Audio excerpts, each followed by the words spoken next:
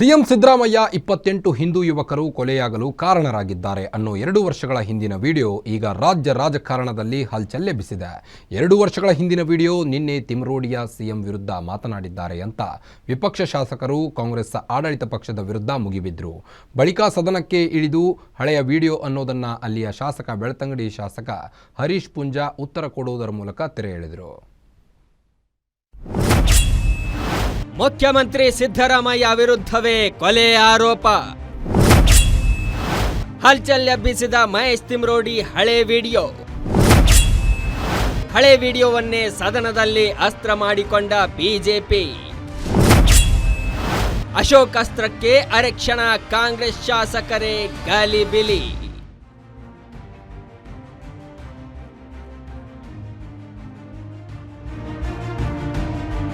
ಧರ್ಮಸ್ಥಳದ ತಲೆಬುರುಡೆ ಪ್ರಕರಣ ಇಡೀ ದೇಶಾದ್ಯಂತ ಚರ್ಚೆಯಾಗ್ತಿದೆ. ಈ ನಡುವೆ ತಿಮ್ರೋಡಿ ಸಿಎಂ ಸಿದ್ದರಾಮಯ್ಯ ವಿರುದ್ಧ ಮಾತನಾಡಿರುವ ವಿಡಿಯೋ ಭಾರಿ ವೈರಲ್ ಆಯಿತು. ಇದನ್ನ ಕಲಾಪ ಆರಂಭವಾದ ತಕ್ಷಣ ವಿಪಕ್ಷ ನಾಯಕ ಆರ್ ಅಶೋಕ್ ಪ್ರಸ್ತಾಪ ಮಾಡಿ ಸರ್ಕಾರದ ಗಮನ ಸೆಳೆದ್ರು. ರಾಜ್ಯದ ಸಿಎಂ 24 ಜನರ ಕೊಲೆಗಡಕ ಅಂತ ಒಬ್ಬ ವ್ಯಕ್ತಿ ಮಾತಾಡ್ತಿದ್ದಾನೆ. ಈತನ ವಿರುದ್ಧ ಕ್ರಮ ಏನು? ಆತನ ವಿರುದ್ಧ ಏನು ಕ್ರಮ ತೆಗೆದುಕೊಳ್ಳಲಿದ್ದೀರಾ? ಆತ ಹೇಳಿರುವುದು ನಿಜ ಅನಿಸುತ್ತೆ ಅಂತ ಆಕ್ರೋಶ ಹೊರಹಾಕಿದ್ರು. ಇದಕ್ಕೆ ಬಿಜೆಪಿಯ ಬಹುತೇಕ ಶಾಸಕರು ಧ್ವನಿಗೂಡಿಸಿದ್ರು. ಯಾವ ವ್ಯಕ್ತಿ SIT ಮಾಡಬೇಕು ಅಂತ ಮುಖ್ಯಮಂತ್ರಿಗಳ ಮೇಲೆ ಪ್ರಭಾವ ಬೀರಿದ್ರು, ಅದೇ ಟೀಮ್ ಪ್ರೆಸ್ ಮೀಟ್ ಮಾಡಿ ಇವತ್ತು ಅಲ್ಲ ಹೇಳ್ಬಿಡ್ತೀನಿ, ಮುಖ್ಯಮಂತ್ರಿ ಮೇಲೆ ಆಪಾದನೆ. ಹಂಗಾರೆ ಮುಖ್ಯಮಂತ್ರಿ 28 ಕೊಲೆ ಮಾಡಿದ್ದಾರೆ ಅಂತ ತಿಳ್ಕೊಬೇಕಾ? ನಾವು ಯಾರು ನಾವು ಕೊಲೆಗಡಕರು ಅಂತ ಹೇಳ್ಬೇಕಾ ಮುಖ್ಯಮಂತ್ರಿನ? ಸಾಧ್ಯ? ಹೇಳಿ ನೀವೇ, ಇಲ್ಲೆಲ್ಲರೂ ಇದ್ದಾರೆ.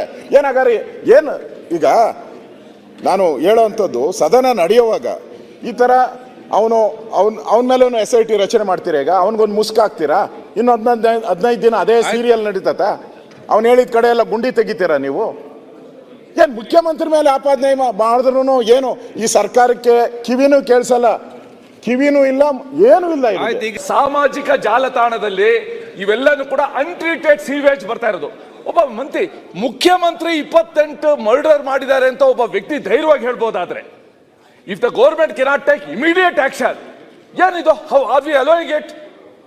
ಮುಖ್ಯಮಂತ್ರಿಗಳಿಗೆ ವಿಧಾನಸೌಧದ 3ನೇ ಮಾಡಲಿರುವ ಒಬ್ಬ ವ್ಯಕ್ತಿ 28 ಮರ್ಡರ್ ಮಾಡಿದ್ದಾರೆ ಅಂತ ಧೈರ್ಯವಾಗಿ ಬಂದು ಸೋಷಿಯಲ್ ಮೀಡಿಯಾ ಮುಂದೆ ಹೇಳುವಾಗ how can the government tolerate?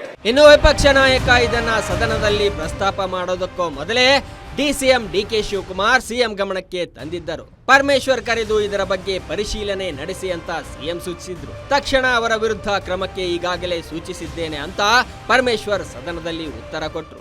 ದೊಡ್ಡವನ್ ಮಾಡೋದು ಬೇಡ. ಆ ವ್ಯಕ್ತಿ ಮೇಲೆ ಈಗಾಗಲೇ 16 ಕೇಸ್ಗಳಿದ್ದಾವೆ. ನಾವು ಖಂಡಿತವಾಗಿ ಅವನಿಗಾಗಲೇ ಕ್ರಮ ತಗೋಬೇಕು ಅಂತ ಸೂಚನೆ ಕೊಟ್ಟಿದ್ದೇನೆ. ಆದಷ್ಟು ತಕ್ಷಣ ಅವನ ಮೇಲೆ ಕ್ರಮವನ್ನ ತಗೊಳ್ಳೋದಕ್ಕೆ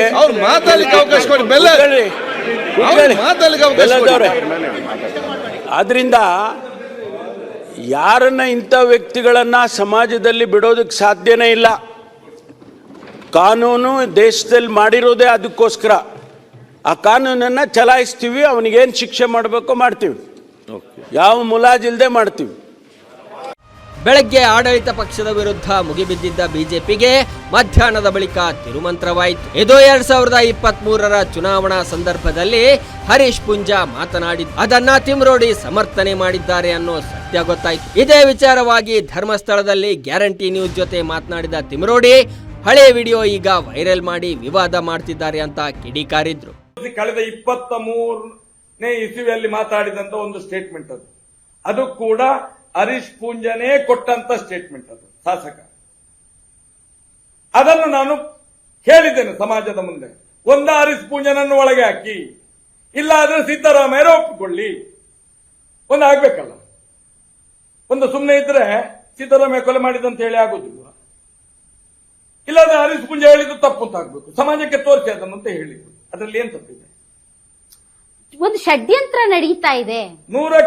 ಒಟ್ಟಾರೆ ಮಹೇಶ್ ಶೆಟ್ಟಿ ತಿಮ್ರೋಡಿ ಕೇಸ್ನಲ್ಲಿ ರಾಜಕೀಯ ಪಡೆಯಲು ಹೋದ ಬಿಜೆಪಿಗೆ ಮಧ್ಯಾಹ್ನದ ಬಳಿಕ ಸೆಟ್ ಬ್ಯಾಕ್ ಆಗಿ ಮುಜುಗರ ಅನುಭವಿಸಿದ್ದಂತೂ ಸತ್ಯ. Maruti Pavagada, political bureau, guarantee news.